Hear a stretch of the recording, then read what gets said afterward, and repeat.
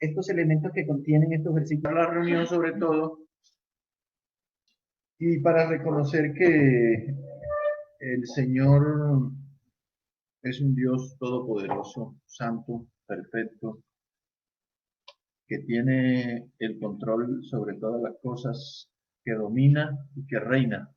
No sé si lo sabían. Domina y reina. Dice el verso 17, y vamos a leerlos en el nombre del Padre, del Hijo y del Espíritu Santo. Dice, justo es Jehová en todos sus caminos y misericordioso en todas sus obras.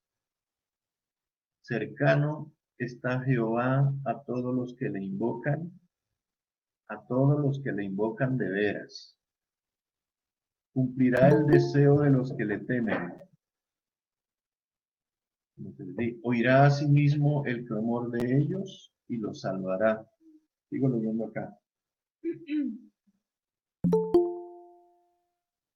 ¿Ya salió? ¿No? 20, verso 20. Jehová guarda a todos los que le aman, mas destruirá a todos los impíos. La alabanza de Jehová proclamará mi boca, y todos bendigan su santo nombre eternamente y para siempre. Hasta ahí. Algunos creo que ya no lo habrán encontrado. De pronto era el Salmo 145, desde el verso 17. Lo voy a repetir porque lo teníamos ahí en la pantalla y se nos perdió. Dice, justo es Jehová en todos sus caminos y misericordioso en todas sus obras. Cercano está Jehová a todos los que le invocan, a todos los que le invocan de veras. Cumplirá el deseo de los que le temen, oirá asimismo el clamor de ellos y los salvará. Jehová guarda a todos los que le aman, mas destruirá a todos los impíos. La alabanza de Jehová proclamará mi boca, y todos bendigan su santo nombre eternamente y para siempre. Amén. Dice que todos bendigamos su santo nombre eternamente y para siempre. Señor Jehová, bendecimos tu nombre, porque eres digno de suprema alabanza. Mereces que toda la creación, arriba en el cielo, en la tierra y debajo de la tierra, reconozcan que tú eres el único y soberano Dios. Reconocemos esto, Señor, y creemos que estás sentado en el trono de gloria, observando, mirando, conociendo aún las intenciones más profundas de nuestro corazón. Te damos gracias porque tenemos un Dios que todo lo puede, que todo lo sabe, y que cada uno de nosotros y todas las cosas están en sus manos. Gracias por este día, por este tiempo, por cada familia, por cada pueblo, por cada nación. Ponemos delante de ti este tiempo de reflexión de tu palabra. Y Señor, muéstranos cuál es tu voluntad, aún en estos tiempos de dificultad, de prueba y de asombro para muchos. Gracias por tu palabra una vez más, gracias por tu Espíritu Santo y gracias por cada uno de nosotros. En el nombre de nuestro Señor Jesucristo, oramos y te damos gracias. Y bueno, desde allá pueden decir el acostumbrado amén. El domingo pasado estuvimos reflexionando sobre una de las tantas autoproclamas de nuestro Señor Jesucristo. Tiene que ver con la resurrección y la vida. ¿Se acuerdan? Él dijo, yo soy la resurrección y la vida. Como las autoproclamas aún no se han acabado, hay otra que vamos a considerar hoy. Tiene que ver con la de Juan, el tema de hoy, Juan 14, versículo 6. Ese versículo, pero vamos a contextualizarlo y vamos a analizarlo mejor para entender esta verdad que está revelada en el versículo 6. Dice, yo soy el camino y la verdad y la vida. Nadie viene al Padre sino por mí. Esa es la verdad que vamos a considerar hoy. Aunque para poder entender esta píldora de vida que yo llamo, porque realmente tiene tres elementos vitales: camino, verdad y vida. En la escritura,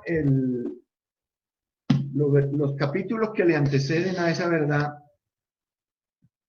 es que veníamos de la muerte de Lázaro, la resurrección de Lázaro. Jesús entra triunfalmente a Jerusalén, posteriormente anuncia su muerte, viene la incredulidad de los judíos,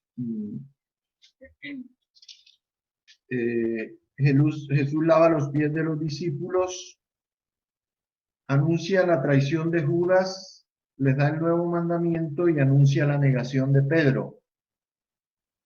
Y esas son las circunstancias que venían sucediendo, y Jesús está camino a la cruz. Para entender que las circunstancias que estaban rodeando al Señor Jesús y a los discípulos, se podría decir que no eran las mejores. Había dudas, había incertidumbre, los discípulos tenían ciertas preocupaciones y pareciera que todo en torno al Señor Jesús se estaba como aparentemente. No era fácil lo que se estaba viviendo en ese momento. Y a partir del verso 1 del capítulo 14 de San Juan,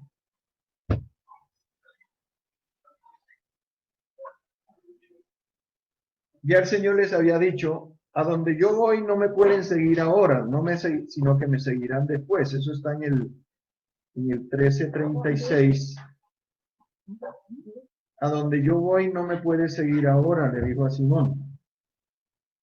Luego Simón le dice que daría la vida por el Señor, y el Señor le dijo que lo negaría 3 veces. Y los discípulos, aquí aparece esta palabra, no se turbe, los discípulos estaban turbados. Y él les dice, no se turbe vuestro corazón, creéis en Dios, creed también en mí. En la casa de mi Padre muchas moradas hay. Si así no fuera, yo os lo hubiera dicho, pues voy a preparar lugar para vosotros. Y si me fuere y yo os prepararé lugar, vendré otra vez y yo os tomaré a mí mismo, para que donde yo estoy, vosotros también estéis. Y sabéis a dónde voy y sabéis el camino. Le dijo Tomás, Señor, no sabemos a dónde vas. ¿Cómo pues podemos saber el camino? Jesús le dijo, yo soy el camino y la verdad y la vida. Nadie viene al Padre sino por mí. Si me conocieseis, también a mi Padre conoceríais, y desde ahora le conocéis y le habéis visto. Felipe le dijo, Señor, muéstranos al Padre y nos basta. Jesús le dijo, tanto tiempo hace que estoy con vosotros y no me has conocido, Felipe. El que me ha visto a mí, ha visto al Padre. ¿Cómo pues dices tú, muéstranos al Padre? ¿No crees que yo soy en el Padre y el Padre en mí? Las palabras que yo os hablo no las hablo por mi propia cuenta, sino que el Padre que mora en mí, Él hace las obras. Creedme que yo soy en el Padre y el Padre en mí. De otra manera, creedme por las mismas obras. de cierto os digo, el que en mí cree, las obras que yo hago, él las hará también, y aún mayores hará, porque voy al Padre. Todo lo que pidiereis al Padre en mi nombre, lo haré, para que el Padre sea glorificado en el Hijo. Si algo pidiereis en mi nombre, yo lo haré. Esto tiene que ver con el poder, la autoridad que él tiene y también confirió a cada uno de sus hijos. El asunto es que hay, a manera de estudio de esta gran verdad que aparece en el versículo 6, yo soy el camino y la verdad y la vida, es un paquete completo, pero para poder estudiarlo, pues toca tomar cada uno de los elementos, camino, verdad y vida, a fin de, pues, de entender quizás mejor lo que el Señor quiso decirnos en esa famosa frase, que como ustedes sabrán, en algunas versiones de la Biblia no aparece con las comas. En la Reina Valera sí aparece yo soy camino, coma, y la verdad, coma, y la vida. En otras versiones aparece de corrido, yo soy el camino, la verdad y la vida. Y bueno, nosotros ya sabemos y hemos aprendido de que Jesús no es 33% o 33.3% camino, ni 33.3 verdad, ni 33.3 vida, sino que Él es 100% camino, 100% verdad y 100% vida. Así es que hay que entender esa escritura. Es como una algunos la dan como una tortica, pero aquí no aparece como torta, sino como un todo. Y esa es la primera aclaración que hay que hacer respecto al camino. Creo que ese será solamente para hoy el tema de estudio, porque creo que el tiempo no nos da para considerar las otras dos, que es la verdad y la vida. Si bien es cierto que todos los caminos conducen a Roma, como se suele decir popularmente, a Dios el Padre solamente se llega por un solo camino, Jesús. Y aquí viene la declaración, Jesús es el camino. Amén. Amén. Respecto a la verdad, es solamente para mencionarla, también se dice que cada uno tiene su propia verdad, pero solamente hay una sola verdad. Jesús es la única verdad. Amén, también digo ahí. Amén. Y respecto a la vida, dice el apóstol Pablo que sin Cristo estamos muertos en delitos y pecados. Y Cristo dice, yo soy la vida. Y yo les doy la vida y se las doy en abundancia. Y dice también que Él es el árbol de la vida. Así que Cristo es la única vida que realmente vale la pena vivir. También digo amén. Respecto al camino, busqué en el diccionario y consulté la definición de camino. Y encontré esta. Tierra hollada o pavimentada de tal manera que es posible andar por él hasta un destino. Me gustó esta definición porque la vida cristiana es un camino, pero como hemos aprendido, tiene un punto de partida que le llamamos la puerta, transitamos el camino y hay una meta a donde llegar. Todo camino tiene esa característica, tiene una meta a donde llegar. En este caso, la meta es el Padre, la meta es el cielo, la meta es la tierra prometida, la meta es la salvación eterna, la vida eterna, esa es la meta. Y lo curioso en las escrituras y bastante frecuente es que usa tanto el plural como el singular para indicar los caminos, ya sean de Dios o los caminos del hombre. Sin embargo, La diferencia es que el camino de Dios o los caminos de Dios siempre son rectos, mientras que el camino o los caminos del hombre son torcidos. Y por eso la necesidad de encontrar el buen camino y andar por él. El hombre siempre está engañado respecto a sus caminos, siempre, por el asunto del pecado original, por el asunto de haber nacido en este mundo, por el asunto de que hay opciones, hay otras opciones al camino verdadero. Y al menos Proverbios 12, 14, 12 dice, que a mí me gusta mucho esta expresión, Proverbios 14, 12. Sería interesante que lo pudiera poner ahí en la página. Yo espero. Respecto a los caminos del hombre, ¿no? O el camino, en este caso está en singular. Hay camino que al hombre le parece derecho, pero su fin es camino de muerte. Léanlo bien.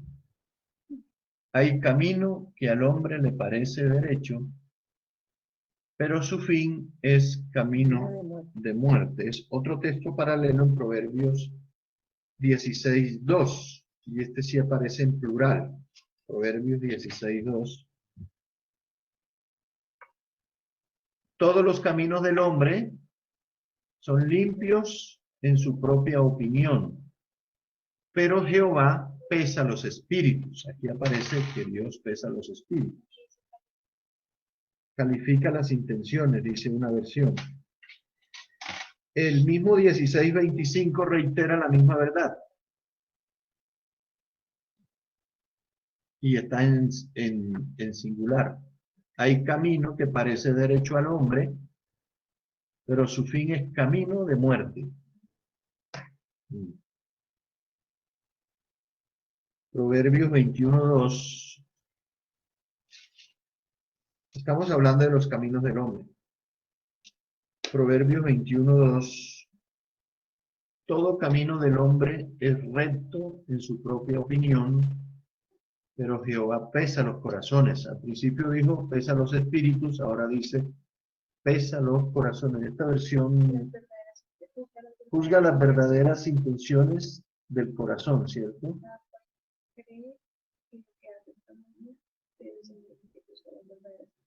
Esta es la versión Pueblo de Dios. Palabra de Dios para todos. En el sermón de las bienaventuranzas, en Lucas 6, del 13 al 14, enseñando también Jesús en el sermón de las bienaventuranzas, Lucas 6, 13 y 14.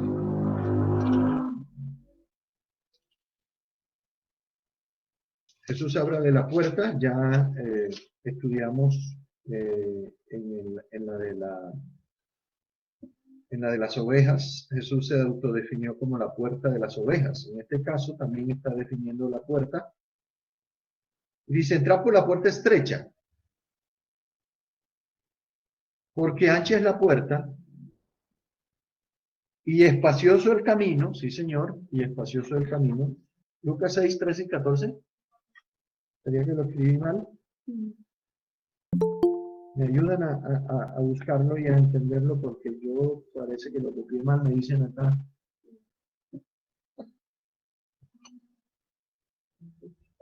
Puede ser Mateo entonces.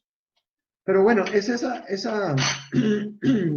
enseñanza de Jesús donde él dice, cuando la encuentren por favor me la pueden colocar en la pantalla. Dice, porque espacioso el camino que lleva a la perdición. En Mateo 7, 13 y 14. En Mateo. Mateo 7, 13 y 14. En Mateo 7, voy a corregir acá. Mateo 7, 13 y 14. 7. Mateo 7, 13 y 14. Ahora sí. Ahí está. Entrad por la puerta. Me disculpan el error. Lo humano. Lo humano, sí. Entrad por la puerta estrecha, porque ancha es la puerta y espacioso el camino que lleva a la perdición, y muchos son los que entran por ella, porque estrecha es la puerta y angosto el camino que lleva a la vida, y pocos son los que la hallan. Por su fruto los conoceréis.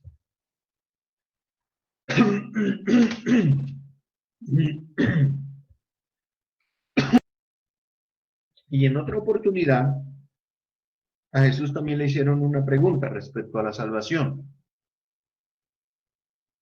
Lucas 13, 23 y 24.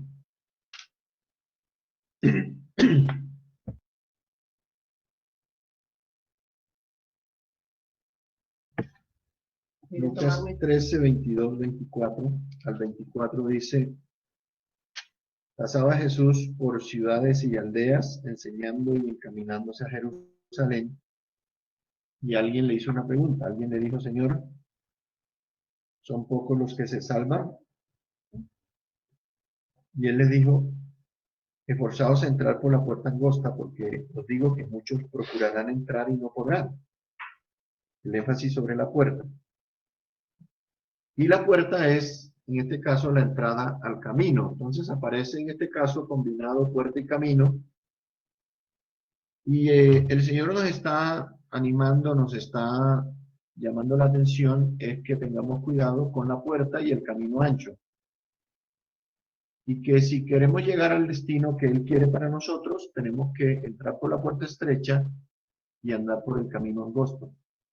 Esa es se puede decir que es como manera de, hasta ahora, un resumen de qué es lo que el Señor está pretendiendo con nosotros. Siempre el hombre, aún conociendo los caminos de Dios o el camino de Dios, la tendencia del ser humano es a abrirse del camino y desviarse del camino. Y de hecho, pues no es lo que el Señor quiere para nosotros. Él quiere que andemos por el camino recto, por el camino derecho. En su reclamo, el Señor a su pueblo Israel, en el capítulo 55 de Isaías, Isaías 55, 6 al 9, cuando el pueblo de Dios se desvía del camino, siempre Dios, a través de los medios que Él usa frecuentemente en la Escritura, profetas, liderazgo, pastores, dependiendo el ministerio, apóstoles, evangelistas, siempre la intención de Dios, Él busca que el hijo pródigo vuelva al camino. Y Él aquí dice: buscad a Jehová mientras puede ser hallado, llamadle en tanto que está cercano, deje el impío su camino y el hombre inicuo sus pensamientos, y vuélvase a Jehová, el cual tendrá de él misericordia, y al Dios nuestro, el cual será amplio en perdonar. Porque mis pensamientos no son vuestros pensamientos, ni vuestros caminos mis caminos, dijo Jehová. Como son más altos los cielos que la tierra, así son mis caminos más que vuestros caminos, y mis pensamientos más que vuestros pensamientos. Entonces, todo indica que cuando el hombre nacido y andando en caminos torcidos, Dios en su misericordia le exhorta, le anima y le llama al arrepentimiento, y que andemos por sus caminos, los cuales, como dijimos al principio, los caminos de Dios siempre son verdaderos. El camino de Dios es el camino recto. Aún si el pueblo o un cristiano, un hijo de Dios, una oveja, se desvía del camino, pues va a sufrir las consecuencias de su desvío, pero tiene posibilidades. No estoy dando ningún tipo como de oportunidades, no estoy queriendo decir nada de eso. No estoy justificando tampoco nada, pero Dios en su misericordia es así. Él sabe, Él conoce nuestra condición, dice la Escritura, se acuerda de que somos polvo. Él sabe que nuestra tendencia, nuestra naturaleza pecaminosa, cuando desobedecemos al Señor, nos inclina hacia otras cosas, nos desvía hacia otras cosas, que entiendo yo, esos son los que habla de caminos, cuando dice en plural. Pero el camino a Dios es uno solo. Y las decisiones que nosotros tomamos a veces nos sacan del camino. Por ejemplo, un trabajo,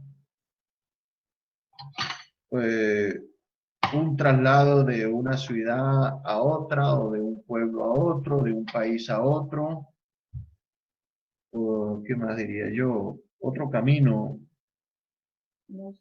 con quién me casaré, sí, también con quién me casaré o no me casaré. Todo ese tipo de decisiones que aquí creo yo entiendo son esos caminos, esas decisiones que tomamos a lo largo de nuestra vida, de alguna manera pueden atentar, pueden influir en que yo tome una mala decisión y a la postre termine desviado del camino verdadero. En este caso, pues estamos hablando de cristianos. Al impío, aquí ya el Señor vimos, Él lo llama al arrepentimiento y a buscar el camino verdadero. Pero a nosotros que ya andamos en el camino, si nos desviamos del mismo y no perecemos en ese intento, el Señor nos da la oportunidad de volver al camino. Estaba leyendo en el mismo Isaías 30, por ejemplo. Isaías 30, versículo 21 y 22. Ayúdenme, por favor. Isaías 30.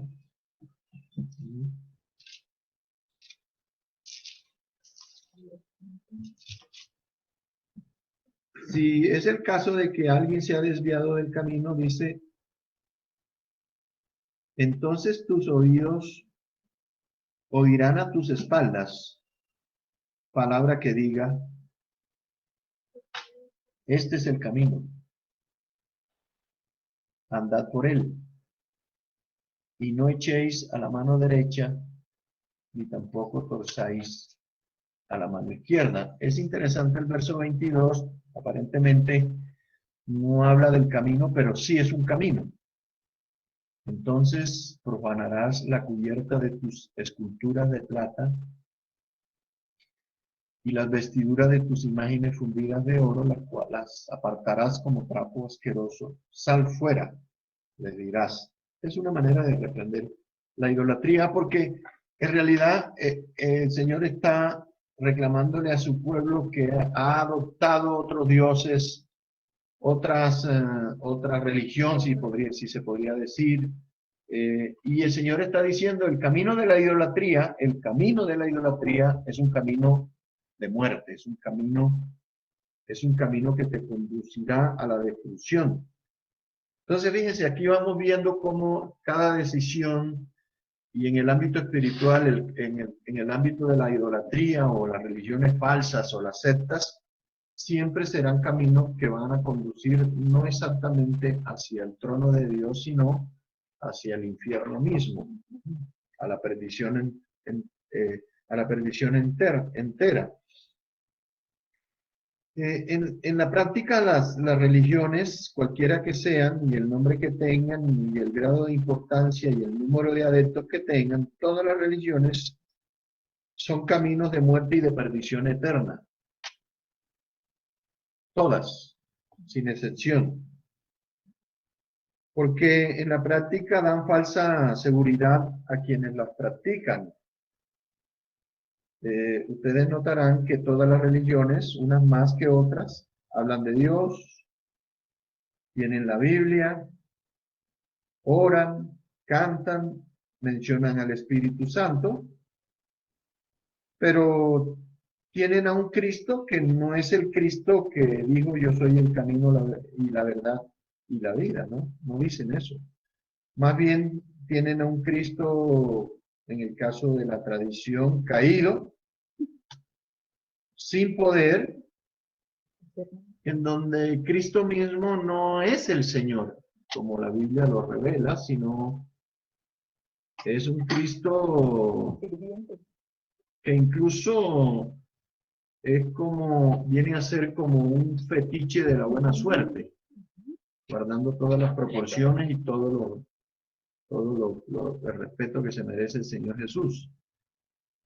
Hasta en la iglesia evangélica, con el famoso evangelio de la prosperidad, se tipifica este Cristo, ¿no? El Cristo verdadero, que devenga negación, abdicación, sacrificio y someterse a sus pies, sino que es un Cristo que está no como camino, ni como verdad, ni como vida, ni como Señor, sino un Cristo que es como un amuleto de la buena suerte, que simplemente está para que me bendiga, para que me solucione los problemas cuando me meto en ellos, aún por los propios pecados, y que me saque de los problemas y que después que me bendiga y me saque de los problemas, que se vuelva a su lugar, pero yo sigo viviendo la vida y manejando la vida como a mí mejor me parece.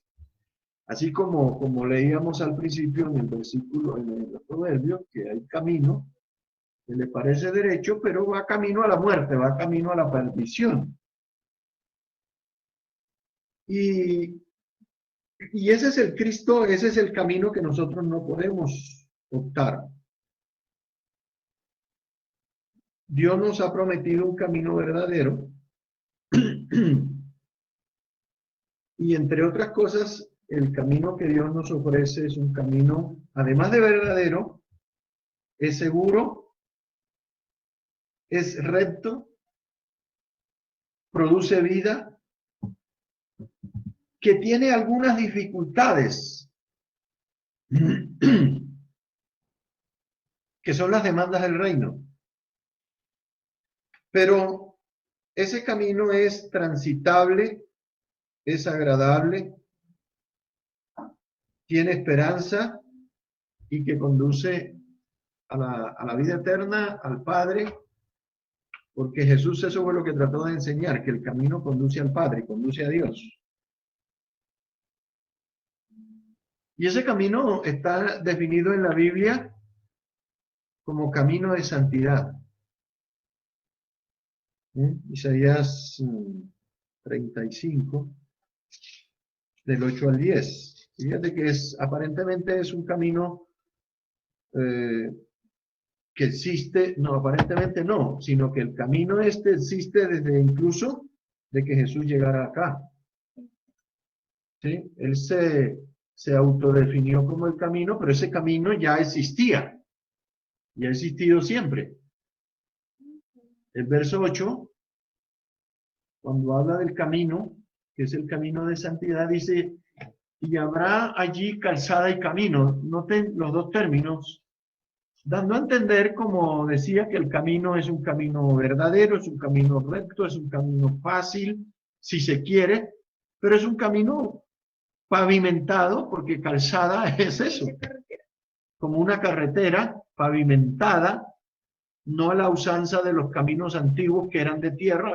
Aún en la antigüedad ya ese camino se autodefinía como un camino pavimentado, calzado, que se llama camino, que se llama, ya no se llama, se llamará, sino que se llama camino de santidad. Y al menos tiene estas características de no pasará inmundo por él, sino que él mismo estará con ellos, dando a entender de que en el tránsito, en el camino de la vida hacia la eternidad, no vamos a estar solos. El Señor no simplemente nos dice, caminen por allí y miren a ver qué pasará. No, Él dice que caminará con nosotros, irá con nosotros, y también dice de que el que anduviera en este camino, por torpe que sea, no se extraviará.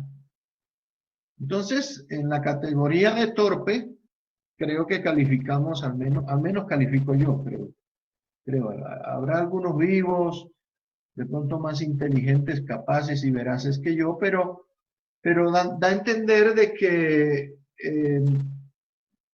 cualquiera que quiera puede entrar por esa puerta, transitar por ese camino y llegar a la meta a pesar de las dificultades que pueda encontrar en ese camino, que las hay.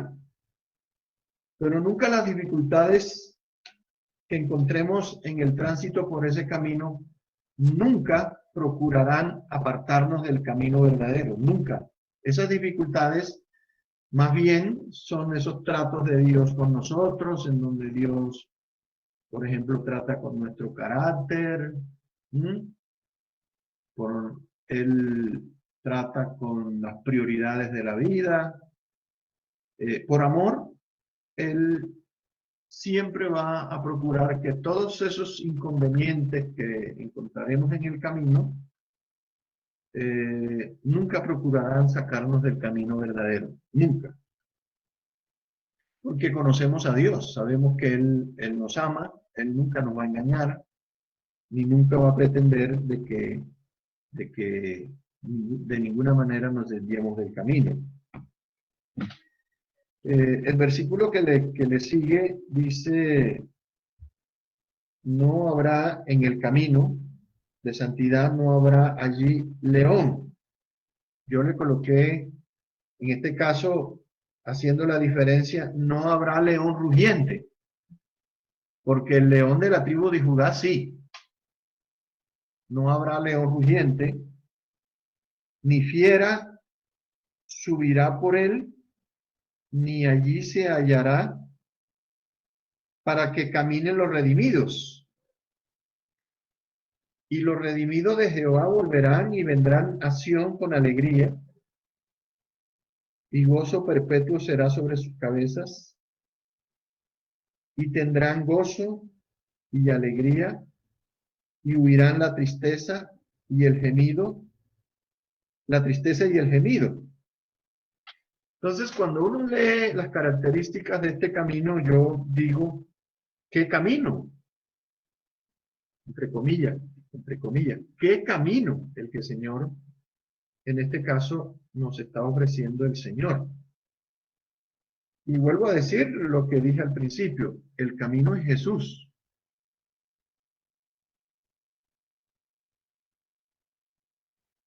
Una gran promesa cumplida en Cristo. Por eso es que Él se autoproclamó como el camino y el único camino, o el camino verdadero.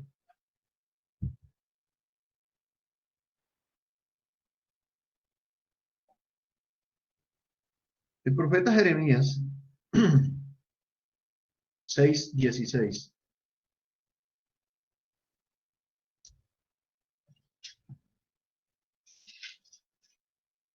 Jeremías.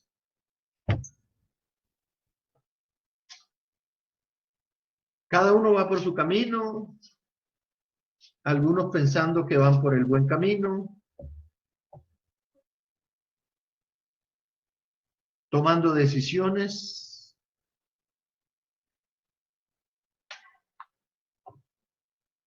algunos con buenas intenciones, otros no tanto, y van andando por la vida, y el Señor les dice: stop,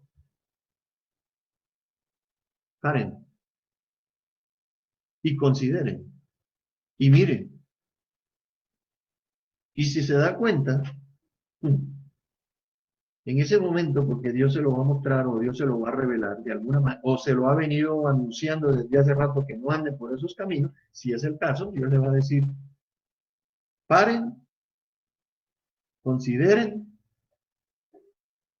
miren en los caminos que vienen recorriendo, pregunten cuál es el buen camino y anden por él. y como consecuencia van a encontrar descanso para ustedes, para sus almas. Desafortunadamente, en este caso, ahí al final del versículo aparece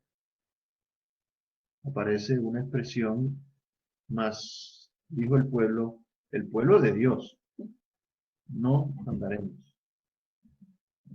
Y le reclamo en el versículo 17 que continúa, también dice el Señor, puse también sobre vosotros atalayas que dijesen, escuchen el sonido de la trompeta. Y ellos dijeron, no escucharemos. Y ya saben la historia, porque esta es la historia del pueblo de Dios, el pueblo de Israel. Ese reclamo que Dios le está haciendo a su pueblo, a través de Isaías, a través de Jeremías, a través de Ezequiel, o a nosotros hoy cualquier hermano que nos diga, mire hermano, no ande por ahí, ese camino te va a conducir, ese es el camino ancho, te va a conducir a la muerte. Y esa expresión que aparece ahí, no andaremos o no escucharemos, habla de un corazón que ya ha sido advertido muchas veces. Y ustedes saben que cuando el Señor nos habla una vez, dos veces, tres veces, muchas veces, de diferentes medios, y no queremos escuchar ni a los profetas, ni a las trompetas de Dios, el corazón termina engañado, termina endurecido, insensible y creyendo que va por buen camino. Y sencillamente a veces se interpreta esto como que tienen cosas para mostrarles a uno. Hemos tenido ejemplos de personas así. Tengo dos cosas en mi mano. Nos muestran cosas y le dicen a uno, pero si a mí me está yendo bien, mire, Dios me ha bendecido. Y dicen así, Dios me ha bendecido en esto, tengo un buen trabajo, gano buena plata, a lo mejor también tiene una familia. Tienen cosas para mostrar de que andando por ese camino que van, que es camino de muerte, camino de rebelión, y sin embargo dicen, pero me está yendo bien. Es decir, interpretan que porque no se han muerto, ni les ha caído un rayo del cielo, entonces por eso están bien. Y así pasa en la vida, nos pasa en la vida. Y somos todos susceptibles a eso. Pero gracias a Dios el Señor con su misericordia y a través de la palabra y del Espíritu Santo nos muestra. Y si todavía tenemos la capacidad de arrepentirnos, pues les garantizo que vamos a poder seguir por el buen camino.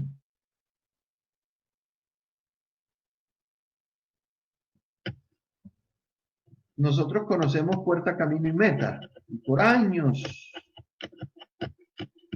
Y ese material de estudio lo que ha pretendido a lo largo de toda la historia nuestra y de la iglesia también en Argentina y en otras partes del mundo, lo que pretende es que andemos por el camino verdadero, entremos por la puerta que es, caminemos el camino indicado y lleguemos a la meta correcta. La meta en este caso no la hemos logrado, si se quiere. La salvación la tenemos.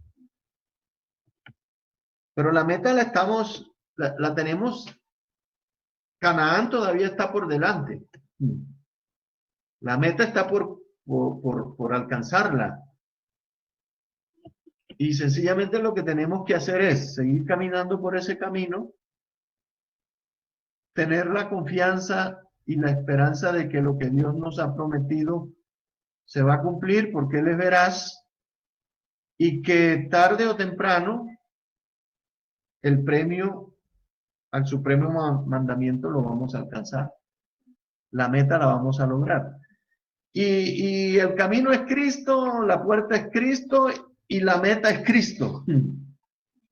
Es decir, no podemos salirnos de allí. Hay una ilustración que acaban de poner allí en la pantalla.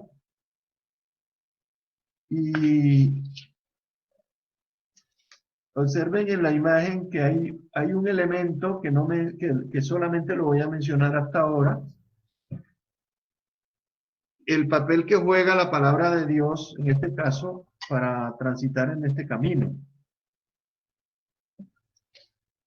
Yo pensaría que la cruz debería estar atrás y que la meta es Jesús, de todas maneras, pero indican a Cristo. Sí. Y termino esta corta y creo que sustanciosa reflexión, porque si tratamos de definir qué es lo que trato de decir, es que hay un solo camino, no hay más caminos. Un solo camino verdadero, me refiero. Un solo camino verdadero. Yo poéticamente, tratando de describir este camino que se llama camino de santidad, lo describo como recto, visible, muy visible, iluminado, pero también teñido con la sangre del Cordero, ¿sí? Y con cruces a cada lado del camino como señales de tránsito, a fin de que no nos extraviemos y que sigamos hacia la meta ya fijada. ¿Y por qué lo defino así? Porque, pues, no podemos olvidar el derramamiento de la sangre de Jesús del Cordero, y por eso digo que está teñido de sangre, y la cruz, que significa el sacrificio, lo que costó, el valor y lo que costó transitar por ese camino. Es decir, la obra ya está consumada, la obra ya está hecha. El Señor lo que requiere de nosotros sencillamente es un acto de sensatez y de obediencia, y que tomemos la decisión de, en el caso nuestro, de seguir andando por el camino. El que no conoce al Señor es que sencillamente pregunte cuál es el buen camino y decida por el arrepentimiento, la fe, el bautismo, transitar ese camino de santidad. No basta con que yo quiera transitar por ese camino. Acuérdense que al principio, cuando leímos lo del camino ancho y la puerta estrecha, dice que algunos van a querer entrar. Lo que pasa es que transitar por ese camino implica transitar como Dios quiere que transitemos, no de cualquier manera. Entonces, Él va a decidir, aunque quieran algunos entrar, bueno, ¿quieres caminar por este camino bajo mis condiciones o quieres bajo tus propias condiciones? Bueno, si es bajo tus propias condiciones, no puedes entrar por aquí. Porque esa es la pretensión también de muchos, ¿no? Quieren entrar, quieren disfrutar, quieren ir al cielo, pero a su manera, no bajo las condiciones que el Señor ha establecido en su palabra. Camino, ya voy a dar 9 puntos como conclusión, y esta verdad también que aparece en Hechos de los Apóstoles, ¿no? Dice, camino fue el primer nombre que la comunidad cristiana adoptó para identificar su movimiento. Hechos 9:2, 19:9 y 23. Camino. Es decir, a ellos no se les identificó como religión cristiana, ni como secta, incluso como lo llamaban los judíos. Ellos adoptaron esta palabra y adoptaron el movimiento cristiano, este nombre, por la autoproclama que Jesús dijo, yo soy el camino. De allí se deriva todo lo que ocurrió después con la iglesia. Entonces, la conclusión mía es hoy, Dios tiene sus propios caminos.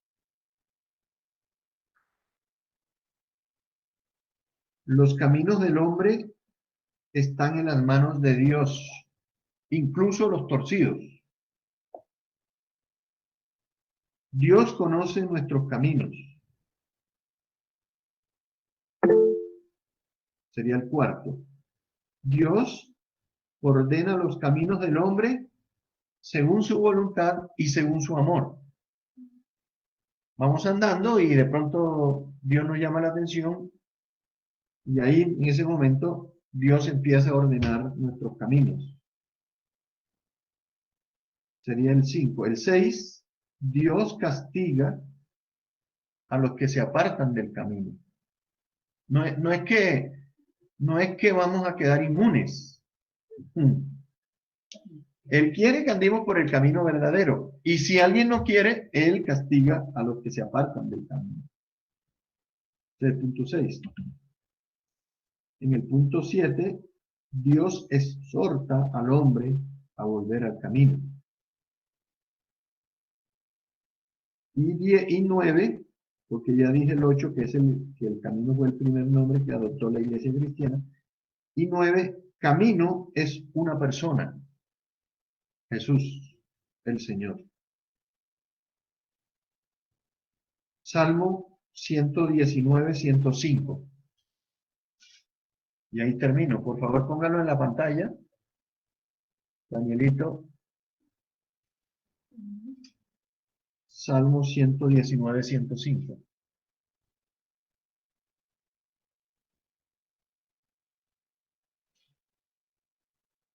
Ahí está. Lámpara es a mis pies tu palabra y lumbrera a mi camino. El papel que juega la palabra de Dios en el transitar por el camino verdadero. La palabra dice que es nuestra lumbrera y me llama la atención que no utiliza linterna ni algo por el estilo, porque lumbrera en el lenguaje de Génesis viene a ser la luna o el sol o las estrellas. Es algo mucho más grande que una simple... Es más que una lámpara. Pero indicando que la palabra de Dios es la que nos alumbra el camino, la que nos indica el rumbo por donde debemos andar. Y Jesús dijo que Él es la luz del mundo también, ¿no? Si quiere, como texto paralelo, yo soy la luz del mundo. Pero aquí sencillamente dice que a aquellos que la palabra de Dios alumbra no andarán en tinieblas. Yo soy la luz del mundo y el que me sigue no andará en tinieblas, dijo el Señor Jesucristo. Entonces, esta es la buena noticia de hoy, de que tenemos un camino que transitar, un buen camino, que es nuestro Señor Jesucristo. Digo amén,